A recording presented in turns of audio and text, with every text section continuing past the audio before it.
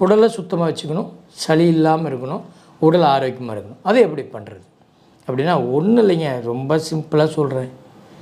நீங்கள் இதுக்கெல்லாம் போய் செலவு பண்ண வேண்டிய அவசியமே கிடையாது.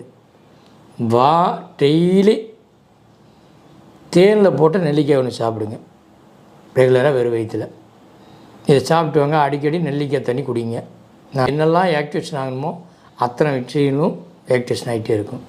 அப்போ நீங்கள் பயிற்சி பண்ணும்போது இன்னும் மிகப்பெரிய பலத்தை பார்க்க முடியும். அது ஒரு விஷயம். ரெண்டாவது, எனக்கு சளி பிடிச்சா தும்பல் வருது, கண்ணில் நீராக வருது அப்படின்னு சொல்லுவாங்க.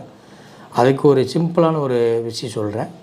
அதாவது நம்மளுடைய தயிர் நம்ம போடுறோம்ல, நைட்டு போட்டு வச்சுன்னா காலையில் எடுப்போம். அப்போ பார்த்திங்கன்னா மேலே தண்ணி ஊறி இருக்கும். அந்த தண்ணியை அலங்காமல் எடுத்து அதில் இந்த கண்ணுக்கு 2 சொட்டு, அந்த கண்ணுக்கு 2 சொட்டு விடுங்க.